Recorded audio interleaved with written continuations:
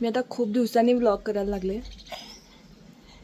राजनंदिनीला झाली आहे सर्दी आणि आता थोडी आत किरकिर चालू होती म्हणून बाहेर घेऊन आले. तर तिला आता गुलाब तोडायचं आहे. हा वाला गुलाब तोडायचा आहे, त्याच्या मागं लागली ती. कारण काल तिचं शूट केलं मी एक, आणि त्या शूटमध्ये अगं नको तोडू ग राजनंदिनी. त्या शूटमध्ये इथले जे गुलाब होते ना, जे बऱ्याच दिवसांपासूनचे होते, तर ते सगळे मी तोडून त्याच्या पाकळीच्या अंगावर टाकलेला फोटोशूट करताना. म्हणून तिला तो आता गुलाब तोडून त्या पाकळ्या अशा उधळायच्या आहेत वरती. हां काय ग राजनंदिनी? मी 1-2 दिवसात जाणार आहे जिथून मी झाडांना खत घातलेलं ना ज्यांच्याकडून, तर मी ते दाखवेन तुम्हाला. मला खूप जणींनी विचारलं की खत कुठून घेतलेलं असतं. ते दुकान मी तुम्हाला दाखवते, म्हणजे नर्सरी जी काय आहे ती दाखवते तुम्हाला. तर इतकं छान इफेक्ट आहे ना त्याचा, त्या झाडांना इतकं छान पोषण मिळालं आहे. हे झाड किती मोठं झालं आहे बघा. हे झाड खूप बहरलं आहे, बघू शकताय तुम्ही. इथं ही नवीनसुद्धा हे फांदी फुटली, खूप बहरलं आहे झाड हे. आणि याला कळ्या तर सारखं कंटिन्यू कळ्या येतात. आता इथं पण आलेल्या आहेत, इकडे पण आले कळी. त्यानंतर यालासुद्धा भरपूर कळ्या यायला लागल्यात. मोगऱ्याला तू तोडू नकोस. मोगऱ्याला पण इथे पाहू शकताय कळ्या यायला लागल्यात. आणि हे पण छान वाढले आता मनी प्लांट. आणि याला तर बघूच शकताय, दर एक आठवड्यातनं 1-2 फुलं येत आहेत. 15 दिवसच्या गॅपनं येतातच आहे. आता हे येऊन गेलं होतं, आता परत या 2 कळ्या आल्या आहेत. आता फुलतील. आणि या एक्स्ट्रा अजून इथे छोटे छोटे हलू नको ना बाळा, तोडू नको ग माझी झाडं. इथं अजून 2 कळ्या आता यायला लागल्यात. तर मी अजून काही कुंड्या आणि झाडं वगैरे घेण्यासाठी जाणार आहे ना, तेव्हा मी तुम्हाला दाखवते मी कुठून घेते ते. पाऊस पडायला लागलाय. आता नरेंद्र अजून यायचे आहेत, त्यांची वाट बघत बसले. ते आले की आज चहा घेणार आहे मी.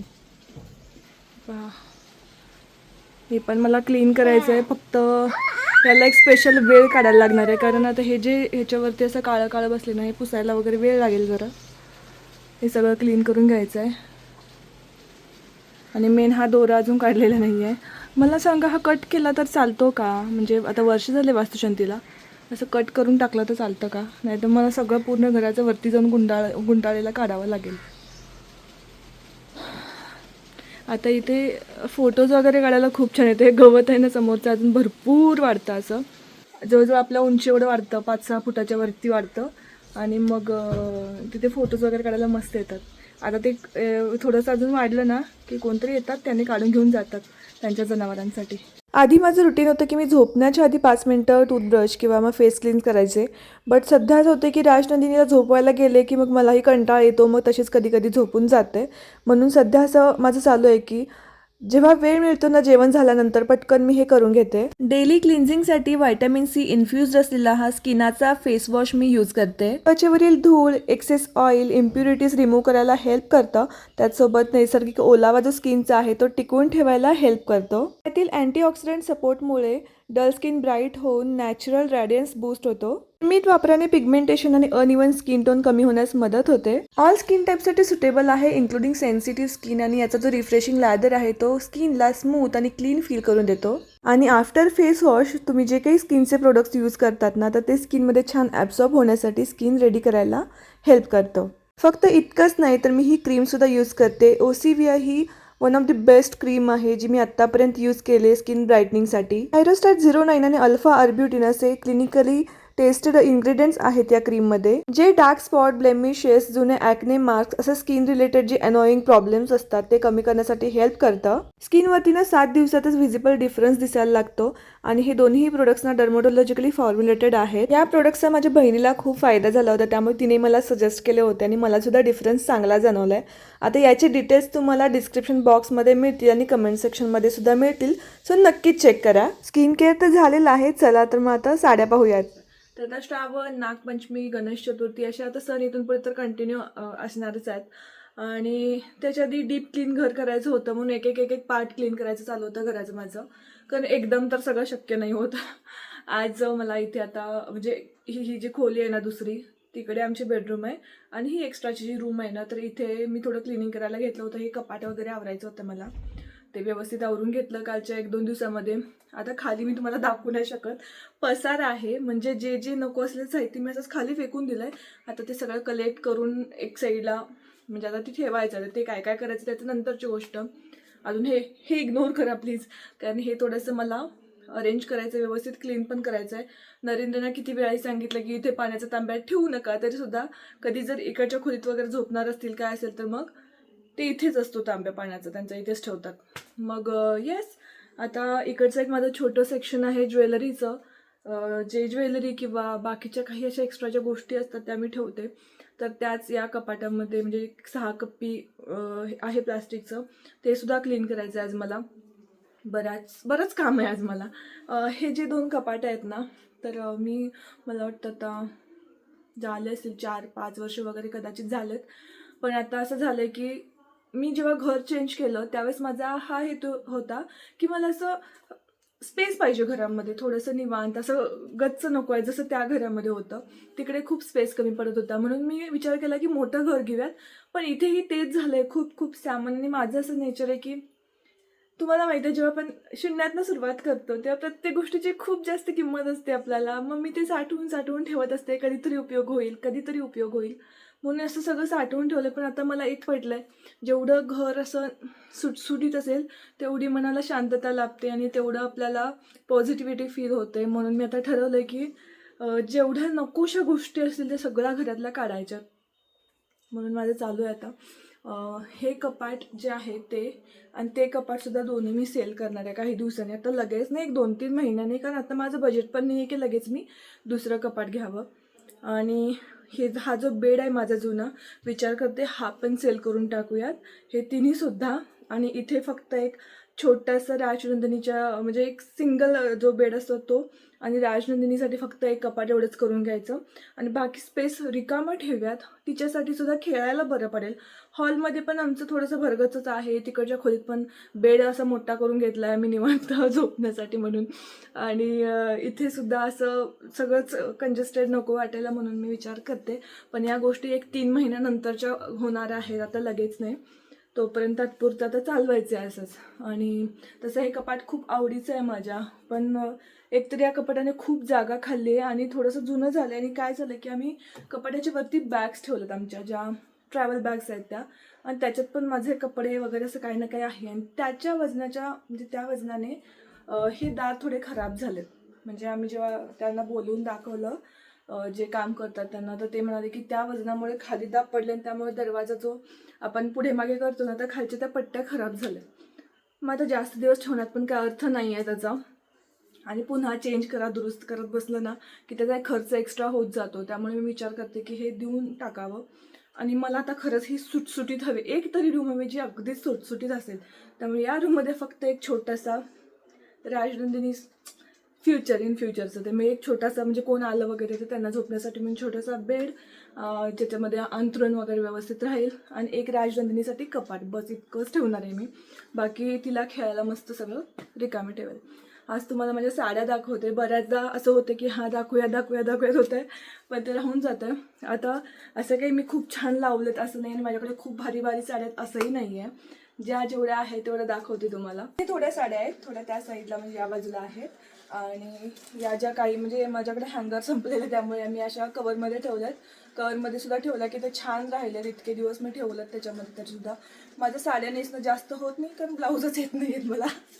त्याच्यामुळे मी आता या वजन माझं कमी करायला बघते, जेणेकरून हे सगळे कपडे घालायला मिळतील. नाही तर असून काय फायदा या कपड्यांचा. साड्या त्या दाखवते तुम्हाला. ही एक साडी आहे माझ्याकडे, माहेश्वरीमध्येच आहे, आणि ही मला बहिणीने दिली. माझ्याकडे बऱ्याच साड्याच्या बहिणीने दिलेल्या आहेत. काही मी तिच्याकडून विकत सुद्धा घेतलेत, आणि काही तिने तिच्याकडे असलेल्या म्हणजे तिने शूट वगैरे केले आणि मग तिला नको आहे अशा साड्या ती मला, मावशीला, मम्मीला सगळ्यांना देते. आणि मग ही एक आहे त्यातली साडी. आता मी ओपन करून नाही दाखवत कारण मग इस्त्री मोडेल परत. ही अशी आहे. मला माहेश्वरी साड्या प्रचंड आवडतात, इतक्या चापून चुपून छान बसतात ना. त्यानंतर ही साडी दीदीच्या वास्तुशांतीमध्ये नेसलेली, मी तिच्याकडनंच घेतली आहे, बघितली असेल तुमच्यापैकी बऱ्याच जणींनी. तर आतमध्ये ही कंप्लीट साडी अशी आहे, आणि हा पदर आहे त्याचा, आणि ही पण खूप जास्त सॉफ्ट आहे एकदम. ही साडी मी दीदीकडून विकत घेतली आहे दिवाळीमध्ये मी लक्ष्मीपूजनला नेसलेली साडी ही खूप भारी. माझ्याकडे हिरवे कलर खूप सारे, तर मला प्रचंड आवडतो हिरवा कलर. त्यातलाच हा एक आहे. माझे केस असे खूप फुगल्यासारखे दिसतात ना, म्हणजे आता केस वाढलेत आणि हे जेवढे खालचे आहेत ना हे माझे केस जे आहेत ते ट्रीटमेंट केलेले केस आहेत, आणि बाकीचे हे वरचे माझे ओरिजिनल ते पण मी मगाशी एक शूट केलं आहे हेअर ब्रशचं, त्यामुळे थोडेसे स्ट्रेट वाटतात. पण माझे कर्ली हेअर आहेत आणि ते बाउन्स जास्त असल्यामुळे असे केस फुगल्यासारखे दिसतात. त्यात मी फुगले आणि माझे केस पण फुगलेत. ही साडी जी आहे ती आमंत्रण शॉप जे मुंबईमधलं तिथली आहे. दीदीची एक सेम अशी साडी आहे या पॅटर्नमध्येच. मला ती प्रचंड आवडलेली म्हणून मग मी तिला अशी आणायला सांगितलेली. ही फुल ही अशी साडी आहे आणि हे त्याचं पदर आहे. प्राईस मला लक्षात नाही आहे साड्यांच्या आता. ही एक साडी आहे, मला प्रचंड रेड कलर सुद्धा आवडतं आणि मी बऱ्याचदा असं बघितलेलं व्हिडिओजमध्ये वगैरे काही फोटोजमध्ये रेड कलरच्या आणि फक्त अशी काट असलेल्या साड्या, तर म्हणून ही घेतलेली. ही साडी मी आमच्या गाडीची डिलिव्हरी होती ना तेव्हा नेसलेली. त्यानंतर ही जी साडी आहे ही पण माहेश्वरी साडी आहे. ही बहिणीने वास्तुशांतीला माझ्या दिलेली आहे मला. ही सुद्धा माहेश्वरीमध्येच येते. ही बहिणीने तिची साडी होती, तिने मला दिली आहे. ओके, ही साडी ही जी साडी आहे ही सिल्कमध्येच एक पॅटर्न येतो. आता मला पण जास्त एवढं माहीत नाही, पण सिल्कमध्येच आहे. याला मी अजून गोंडे सुद्धा केलेले नाही आहेत. नयन माझ्या हाताची मुलगी जी आहे तिच्या जीवनामध्ये ही साडी घेतली होती. आतमध्ये हा येल्लो कलर आहे पूर्ण असा, खूप शायनी आहे, म्हणजे असा फिरता कलर आहे आणि हे पदर आहे याचा. आता हे इस्त्रीवाल्यांनी काकांनी अशी घडी घालून दिली आहे, त्याच्यामुळे मी ओपन ना करून दाखवते आतला पार्ट जास्त तुम्हाला. ही साडी दीदीकडनंच घेतली आहे मी. माहेश्वरीमध्येच एक पॅटर्न म्हणजे माहेश्वरीमध्ये पण वेगवेगळे पॅटर्न असतात, त्यातलीच ही आहे. आत्याच्या मुलाच्या लग्नामध्ये रेड कलरची साडी मी वेअर केलेली, तर ही आहे. कम्प्लीट रेड कलर आहे आणि त्याच्यावरती या अशा बुट्ट्या आहेत. त्या अशा काय म्हणतात माहीत नाही त्याला, मला बुट्ट्याच म्हणते मी. आणि हा त्याचा पदर आहे. ही साडी मी आय गेस वालावलकरमधून घेतलेली आहे. माझ्या नंदेच्या एंगेजमेंटच्या वेळेस घेतली होती. आतमध्ये साडी अशी आहे पूर्ण आणि त्याचा हा पदर आहे. त्यानंतर ही सुद्धा साडी जी आहे ही मी तिथूनच घेतली आहे वालावलकरमधून. 1800ला वगैरे काहीतरी घेतली मी. त्याची प्राईस 1800च्या दरम्यानच आहे. हे काही रांगोळीचे साचे मला आलेले आहेत, ते काही इंस्टाग्राम पेजवरनं. हे मी तुम्हाला दाखवणार आहे नेक्स्ट ब्लॉगमध्ये. खूप सुंदर आहेत. आता हे राजनंदिनीच्या हाताला लागू नये म्हणून मी इथे ठेवलेले आहेत. हे सगळे परकर ठेवलेत मी अशा ह्याच्यामध्ये ठेवते, जेणेकरून कळतात सुद्धा काय आहे कशात ते. त्यानंतर ही जी साडी आहे ही माझ्या बहिणीनेच दिलेली आहे. कदाचित काही जणींनी पाहिली पण असेल. यांचे उद्घाटन कधी होते माहीत नाही, मी कधी नेसणार आहे. ही साडी मी तुम्हाला दाखवली आहे वटपौर्णिमेच्या वेळेस, त्यामुळे ही काय परत दाखवत नाही आता. ही सुद्धा साडी तुम्ही पाहिली आहे त्याच वेळेस. ऑरेंज कलरची, ऑरेंजच ना, येल्लो कलरमध्ये. ही पण बघितली आत्ताच काही दिवसांपूर्वी दाखवली, त्यामुळे ओपन करून पूर्ण दाखवत नाही. बाकी या साड्या ते माझ्या लग्नातल्या आहेत, त्या तुम्ही बघितल्यातच. कोणी पाहिलं नसतील तर मला कमेंट करा, मी पुन्हा कधी तर दाखवेन. तर आता या साड्या तुम्हाला दाखवते. तर ही साडी बहिणीनेच दिलेली आहे, अजून मी नेसलेली नाही आहे, नेसायची बाकी आहे. ही वाली साडी ही पण बहिणीनेच दिली आहे. क्या ही बतावं अभी, बहीण असल्याचा फायदा, त्यात साडीचा बिझनेस करणारी बहीण असली तर अजून जास्त फायदा. ही पण माहेश्वरीमधलाच पॅटर्न आहे. ही सुद्धा बहिणीने दिलेली आहे. हा लोटस डिझाईनवाली माहेश्वरी आहे. बापरे, ही सुद्धा बहिणीने दिलेली आहे. ही तर अक्षरशः 14,000ची साडी आहे जी तिने मला दिली आहे. साडी मी घेतलेली आहे इथे पोरी म्हणून एक शॉप आहे कोल्हापूरमध्ये, तर तिथून घेतलेली होती. मी काय नाव, अमृता खानविलकरची साडी बघितली होती, मला प्रचंड आवडलेली, म्हणून मग त्याच पॅटर्नमध्ये जाऊन शोधून मी ही साडी घेतली आहे. ही काहीतरी मला 2000च्या आसपास मिळाली आहे. त्याच्या मुलाच्या लग्नात आत्याने ही साडी दिली होती, इतकी अजून ब्लाऊज वगैरे स्टिच नाही करून घेतला मी. घ्यायचं आहे मी, नंतर 1-2 महिन्यांनी घेणार आहेत. आता सगळे ब्लाऊज असेच ठेवलेत मी, स्टिचच केलेले नाही आहेत. एकदम नंतर करून घेणार, थोडं अजून तब्येत कमी झाल्यावरती. ही साडी माझ्या डोहाळे जेवणाची जी माझ्या बहिणीनेच घेतली आहे. फक्त आता याचा प्रॉब्लेम असं झाला की याचा ब्लाऊज कुठे गेला आहे माहीत नाही. इतका सुंदर डिझाईन केलेला ब्लाऊज होता आणि ह्याचा ब्लाऊज जो आहे ना तो बहुतेक कुठे मापाला दिलेला, काय दिलेला काही आयडिया नाही, पण गेला तो बिचारा. मला ते इतकं वाईट वाटतं त्या ब्लाऊजचं. इतकी सुंदर साडी आहे, त्याच्यावरती काहीतरी स्टिच करून घ्यायला लागणार आहे मला. ही साडी मला नयनने दिलेली आहे, म्हणजे तिच्याकडे मी गेलेली ना पुण्यात पहिल्यांदा, त्यावेळेस तिने ही साडी घेतलेली आहे. छान आहे ही पण साडी, खूप भारी. याच्याचं ब्लाऊज पण खूप सुंदर, म्हणजे मुंबईवरून शिवून आणलेला मी. ही अशी ग्रीन आहे, माझ्याकडे खूप साऱ्या ग्रीन साड्या आहेत. ही साडी बहिणीचीच आहे, खूप सुंदर आहे ही पण. ही एक कोलॅबरेशनसाठी आली होती साडी मला संक्रांतीच्या वेळेस. फुल हँड पेंटेड साडी आहे ही, कम्प्लीट हातावरती पेंट केलेलं आहे. ही साडी पण बहिणीनेच दिलेली आहे. तिनं कशासाठी घेतलेली माहीत नाही, काहीतरी होतं. तिने मम्मीसाठी, माझ्यासाठी, असं सगळ्यांसाठी, म्हणजे मावशा, आत्या, असं सगळ्यांसाठी घेतलेली. त्यावेळेस तिने ही माझ्यासाठी साडी घेतलेली. ही पण मी गेल्या रक्षाबंधनला एकदाच नेसली आहे, त्याच्यावरती नेसणं झालंच नाही आहे साडीचं. या माझ्याकडे जेवढ्या साड्या आहेत त्यातल्या मला वाटतंय 30% साड्या या बहिणीच्याच साड्या आहेत माझ्याकडे. कारण तिचं असं होतं की शूट वगैरे केलं जातं आणि मग सगळ्याच साड्या ती ठेवू नाही शकत ना तिच्याकडे, कारण ती तरी किती किती ठेवणार आहे. आणि बिझनेस साडीचं असल्यामुळे मग ते शूट वगैरे करणं होतंच. मग त्यातल्या साड्या असं त्या सगळ्याच ठेवता येत नाहीत. मग तिच्याकडे पण स्पेसचा प्रॉब्लेम होतो आणि नेसून नेसून किती नेसणार. मग ती मावशी, मम्मी, मला असं सगळ्यांना देत असते साड्या. मग त्यातल्याच काही मला वाटतं जेवढं दिलेलं त्यातल्या पण काही मी परत गावी पाठवून दिल्यात. त्यातल्या या काही साड्या सिलेक्टिव्ह आहेत त्या ठेवून घेतल्यात माझ्याकडे. याच्या व्यतिरिक्त पण अजून साड्या आहेत ज्या रेग्युलर म्हणता येणार नाही, चांगल्याच आहेत त्या पण. त्या तिकडे ठेवल्या. तर राजनंदिनी झोपली आहे तिकडे, त्यामुळे तुम्हाला मला दाखवता येणार नाही आणि परत कधीतरी दाखवेन.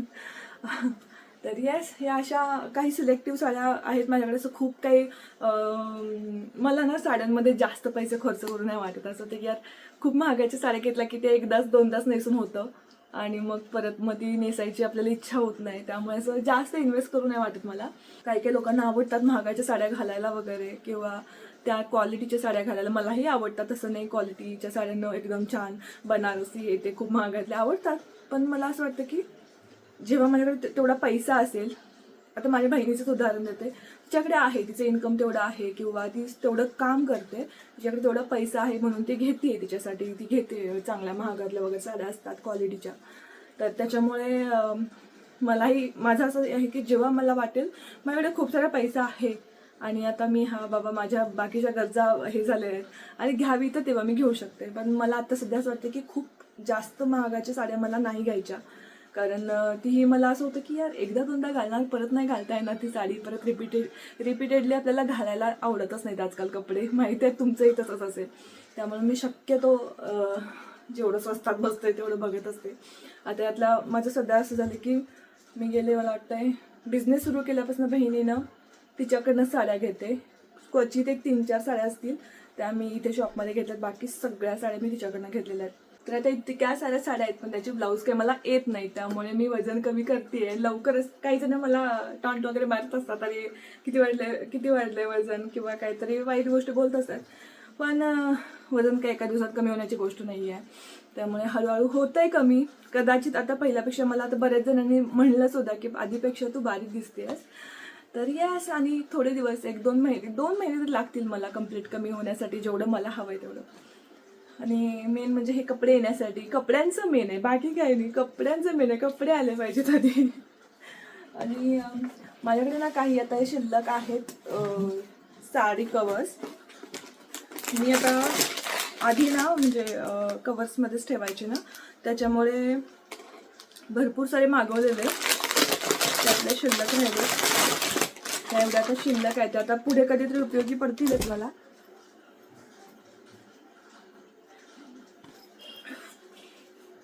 या अशा आहे, तिथं झिप आहे आणि क्वालिटी खरंच चांगली आहे. आणि इथे एक मेश कवर म्हणजे इथे आहे, ज्याच्यामुळे आपल्याला कळतं की आत कुठली साडी आहे आणि परफेक्टली व्यवस्थित साडी बसते याच्यात. आणि माझ्या साड्या खराबसुद्धा नाही झाल्या. तुम्हाला जर याची लिंक हवी असेल तर मे बी तुम्हाला इथे स्क्रीनवरती कुठेतरी वरती कोपऱ्यात वगैरे किंवा खाली बघा, तिथे तुम्हाला त्याचा आयकॉन किंवा याचं असं दिसत असेल तर त्याच्यावरती क्लिक करा आणि मग तुम्हाला ते घेता येईल. अदरवाईज डिस्क्रिप्शन बॉक्समध्ये सुद्धा लिंक देते यांची. मला वाटतं आता 1 वर्षापेक्षा जास्त असेल झालं घेऊन मी. क्वालिटी अजून टिकलेली आहे. आता तुम्ही मगाशी दाखवल्यात साड्या त्यातल्या तुम्हाला, या आता इन फ्युचर उपयोगी होतील मला. बाकी तुम्ही खूप दिवसांपासून मला होम टूर मागताय माझं ते हा देऊयात. काय होते आता असं पसारा वगैरे पडला असेल किंवा ते शूटच नाही करावं असं होतंय. आता हे ऑलमोस्ट आवरत आले माझं. मी रोज थोडं करून घर सगळं आवरून घेतलंय. आता वरचा हा पार्ट म्हणजे आधी सगळं खालचं आवरलं, तर वरचा पार्ट थोडंसं स्वच्छ करून घ्यायचं, मग झालं. मेन किचनचं थोडंसं आहे ते पण आता होऊन जाईल. तर या सगळ्या ह्याच्यामध्ये ते होम टूर राहूनच गेली. माझ्या कामांमध्ये मला ते वेळ भेटत नाही व्यवस्थित हे करायला. आणि अजून पडदेसुद्धा लावायचे आहेत. वर्ष झालं घराला मी पडदे नाही लावलेत अजून. तर ते पडद्यांचं काम पण आता करणार आहे. आता 4 दिवस गेले. नरेंद्रला सुट्टी मिळाली की त्या दिवशीचं प्लॅन आहे राजनंदिनीला घेऊन. एक तर त्या दोघांना घरात थांबून मला एकटीला फिरायचं आहे, जाऊन घ्यायचं आहे, किंवा मग यांना सोबत घेऊन जायला लागतं असं होतं. कारण राजनंदिनीला घेऊन बाहेर पडणं मला शक्य होत नाही एकटीला, म्हणून मग नरेंद्र लागतात सोबत. येस, नाही तर मग ह्या दोघांनी निवांत घरात बसा म्हणते आणि मी जाते मी खरेदी करायला. तर आता पडद्यांचं काम करून घेणार आहे मी. या 15 दिवसात होऊन जाईल आणि त्याच्यानंतर तुम्हाला मी होम टूर देते मस्तपैकी. तर आता कामाला लागते आणि तुमचा निरोप घेते. कशा वाटल्या साड्या नक्की सांगा. आणि येस, रांगोळीचे साचे वगैरे खूप छान काही पुढच्या सणांसाठी उपयोगी पडणाऱ्या गोष्टी नेक्स्ट ब्लॉगमध्ये दाखवते तुम्हाला. सो नेक्स्ट ब्लॉग बघायला विसरू नका. चला भेटूयात नेक्स्ट व्हिडिओमध्ये. बाय. आणि हाईप करायला विसरू नका. हाईपचं ऑप्शन दिसत असेल तर नक्की हाईप करा.